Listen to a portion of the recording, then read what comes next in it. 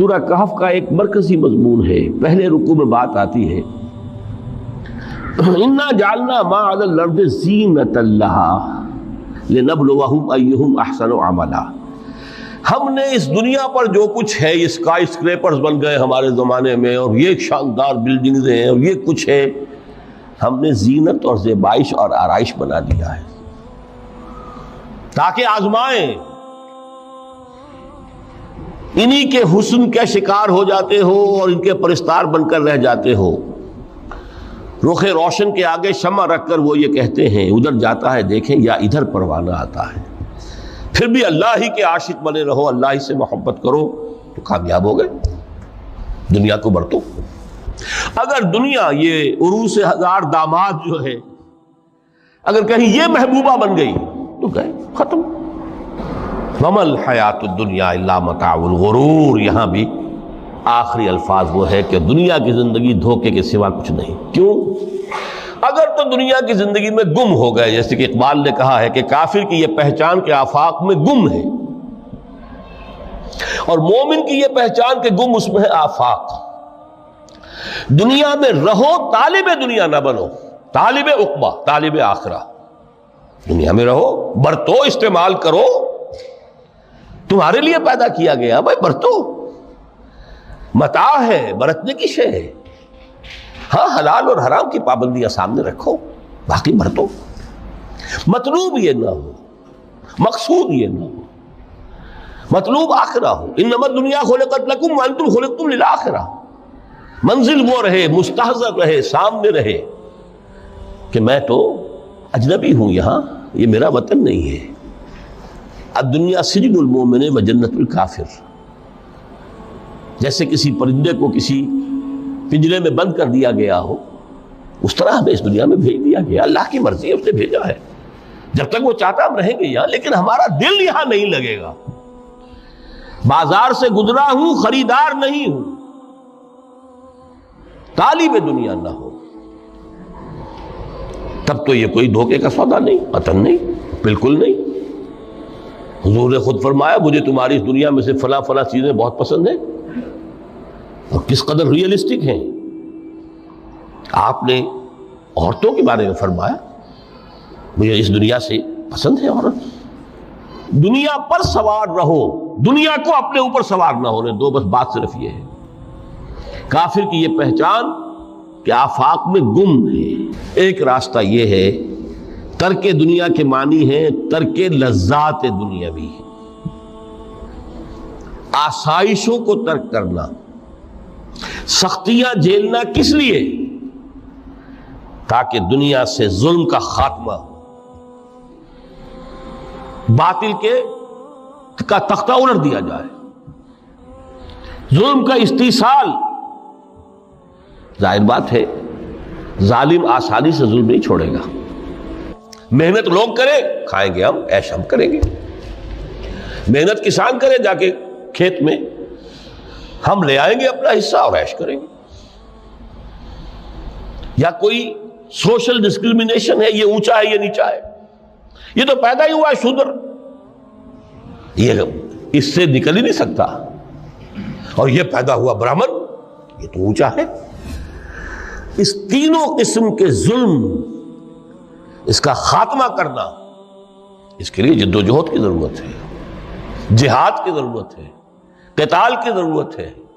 اور جہاد و قتال آپ نہیں کر سکتے جب تک کہ لذات دنیاوی سے کنارہ کشی نہ کریں، جب تک کہ اپنی بیلٹ کو ٹائٹ نہ کریں، جب تک کہ اپنی ضروریات زندگی کو کم نہ کریں۔ تو پھر وہ جد و جہد، وہ محنت، وہ جہاد، اس کے لیے آپ کے پاس وقت ہوگا، اس کو آپ لگا سکیں گے۔ پھر اس میں جب سخت سے سخت منزلیں آئیں گی تو اس میں میدان میں مقابلہ بھی ہوگا، جان کی بازی بھی کھیلنی پڑے گی۔ اس میں قید و بند کا وقت بھی آ سکتا ہے۔ 3 برس تک اگر محمد عربی صلی اللہ علیہ وسلم پورے خاندان بنی ہاشم کے ساتھ، بدترین اسیری سمجھ لیجئے شیب بنی ہاشم میں جو رہے، یہاں تو اسیروں کو آپ راشن تو دیتے، کھانا تو دیتے، وہاں تو اصل جو ہے وہ تو دونوں طرف سے گھاٹی کا منہ بند کر دیا گیا تھا، سیل تھی کہ کوئی شے جو ہے وہ جانے نہ پائے اندر۔ 3 برس جس میں کہ وہ وقت بھی آیا ہے کہ سوکھے ہوئے چمڑے ابال ابال کر اس کا پانی جو ہے بلکتے ہوئے بچے، پھول جیسے بچے بنی ہاشم، ان کے حلق میں ٹپکایا گیا ہے، اور کچھ نہیں۔ یہ سارے مراحل آئیں گے۔ یہ جو ہے یہ مثبت ہے۔ ترک دنیا وہ نہیں۔ ترک دنیا سے مراد دنیا کی لذتوں سے، دنیا کی آسائشوں سے، ان سے آدمی اپنے آپ کو پیچھے ہٹائے، ان کو چھوڑے، ان کو ترک کرے، تاکہ اپنا وقت، اپنا مال، اپنی صلاحیتیں صرف کر سکے۔ کس کام کے لیے؟ لِيَقُومَ النَّاسُ بِالْقِسْطِ، تاکہ لوگ عدل پر قائم ہوں۔ یہ ہے سول آبجیکٹو۔ یہ نہیں بس ہماری کتاب پڑھ لیا کرے، ختم قرآن ہو گیا، اللہ اللہ دعا مانگ لی، چھٹی۔ قائم کرو اس کو، ہر ایک کو وہی تل کر ملے جو اس کا حق ہے، اور ہر ایک سے وہ لیا جائے کہ جو اس کے ذمہ واجب ہے۔ اگر یہ نہیں تو بابا پھر سب کہانیاں ہیں، شریعت اور دین اور نماز اور روزہ اور حج، کوئی حیثیت ان کی نہیں۔ اچھی طرح سن لیجئے میری بات۔ قرآن مجید میں کہلوایا گیا حضور سے، قل یا اہل الکتاب لستم علی شیء حتی تقیموا التوراۃ والانجیل وما انزل الیکم من ربکم۔ اے نبی ان سے کہہ دیجئے، اے کتاب والو تمہاری کوئی حیثیت ہی نہیں، ہماری نگاہوں میں تمہارا کوئی مقام ہی نہیں، جب تک کہ تم قائم نہیں کرتے تورات کو اور انجیل کو اور جو کچھ کے نازل کیا گیا تمہاری طرف، تمہارے رب کی طرف سے۔ قائم کرو، پھر آؤ ہم سے بات کرو، ہم سے دعا کرو، ورنہ دفع ہو جاؤ۔ Nothing doing. We don't care for you. لستم علی شیء حتی تقیموا التوراۃ والانجیل وما انزل الیکم من ربکم۔ اب قانون خداوندی تو بدلتا نہیں ہے، نہ فرام پرسن ٹو پرسن، نہ فرام نیشن ٹو نیشن، نہ فرام امہ ٹو امہ، اٹل ہے۔ وَلَن تَجِدَ لِسُنَّتِ اللَّهِ تَبْدِيلًا وَلَن تَجِدَ لِسُنَّتِ اللَّهِ تَحْوِيلًا۔ سنت اللہ تو ایک ہے۔ اب اس آیت کو ذرا پڑھیے، قُلْ يَا أَهْلَ الْقُرْآنِ لَسْتُمْ عَلَىٰ شَيْءٍ حَتَّىٰ تُقِيمُوا الْقُرْآنَ وَمَا أُنزِلَ عَلَيْكُم مِّن رَّبِّكُمْ۔